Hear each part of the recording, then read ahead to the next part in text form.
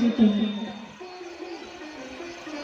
अब भैया राक्षस का वो मुकुट था तो अपना असर तो दिखाएगा ही। मुकुट को पहनते ही अपना असर दिखाना शुरू कर दिया है। राजा का बर्बादी का दिन उसी दिन से शुरू हो गया जैसे ही उन्होंने मुकुट को पहना है। राजा घोड़े पे सवार होते हैं और राह चलते हैं। रास्ते में उन्हें एक गाय मिलती है। हाफती कांपती थर्राती एक गाय वहां पर आती है। रोती है कहीं रंभाती है, चलती है कहीं बकरी। राजा परीक्षित जी ने देखा कि एक गाय हाँफती हुई चिल्लाती हुई दौड़ती चली आ रही है और उसके पीछे एक बछड़ा है जो लंगड़ाते हुए चल रहा है। उसके पीछे एक काला क्रूर आदमी है जो डंडा लेकर पीछे से भगाते हुए लंगड़ाते चला रहा है। वो गाय जोर जोर से चिल्ला रही है। इधर उधर देखते हैं कि शायद कोई रक्षक मिल जाए। अब इधर खड़ा अचंभे में हुआ त्यों ही दिल्ली राज। गाय के मुख से दुख भरी सुनी एक आवाज। राजा ने जैसे ही देखा कि गाय को लुटाते हुए आदमी डंडे से मारते हुए पीटते हुए भगाते चला आ रहा है। राजा ने सोचा ये दुष्ट कौन सा है मेरे राज्य में से क्रूरता का कार्य करेगा। गाय दौड़ के आई और राजा के सामने हाथों को जोड़कर खड़ी हो गई। राजा ने पूछा तुम कौन हो? गाय अपने भेष में आ जाते हैं, बोलते हैं राजा मैं पृथ्वी हूं। बोले ये बछड़ा, बोली बछड़ा ये जो है ये धर्म है। ये आदमी ये काला ग्रुप आदमी जो है पीछे ये आदमी कलयुग है। राजा ने तलवार को निकाला कलयुग को मारने के लिए। जैसे ही तलवार को राजा उठाते हैं कलयुग हाथ जोड़कर खड़ा हो जाता है। कहता है राजा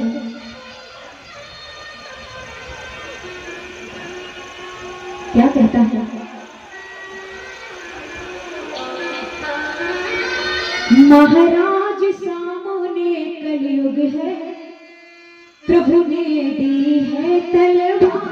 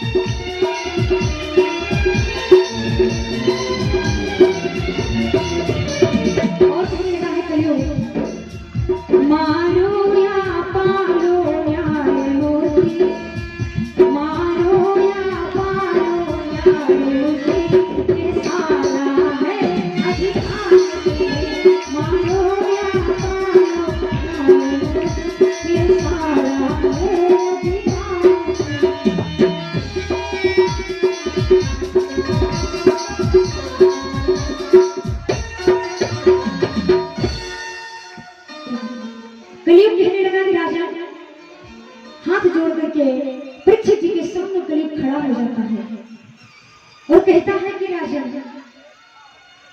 बेशक आप मुझे मार सकते हैं, मारो या छोड़ो ये सारा अधिकार है तुम्हें। तुम्हारे हाथ में तलवार है और मैं तुम्हारे सामने हूं। राजा एक बात मैं आपसे कहना चाहूंगा कि जिस प्रकार से मेरे तीन भाइयों ने सतयुग, त्रेता युग और द्वापर युग, मेरे तीन भाइयों ने जिस प्रकार से सबसे इसमें स्थान लिया है उसी प्रकार से मैं सबसे छोटा हूं, मुझे भी स्थान दीजिए। कलयुग कहने लगा राजा मेरे भाइयों में मुझ में लाख अवगुण है, मैं कलयुग हूँ, परंतु एक अच्छा गुण है मुझमें।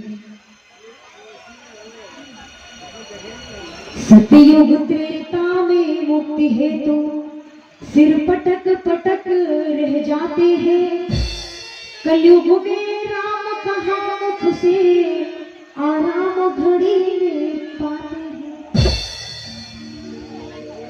कलयुग कहने लगा कि त्रेता और सतयुग में अगर मन से सोच लेते थे तो पाप लग जाता था, लेकिन कलयुग में अगर पाप किया भी हो और अपने मुख से अगर भगवान का नाम और राम का नाम ले लेते हो तो सारे पाप नष्ट हो जाते हैं। इसलिए सभी भक्तों से बार बार हम यही कहते हैं कि भक्ति की ओर बढ़िए और ज्ञान की ज्योति को जलाने की कोशिश कीजिए। बार बार बड़े भैया जी सभी लोग आपके समाने जो बड़े भाई हमारे आते हैं, सभी आप सबसे निवेदन किया करते हैं कि ज्ञान की ज्योति को जलाइए, बुद्धि को अपनी समझाइए, विकास को, दिमाग को अपने, और सभी जो भी इस ग्रामवासी जितने भी आसपास के रहने वाले हैं सभी जागो, भक्ति की ओर बढ़ो, समझो कल्याण उसी में है।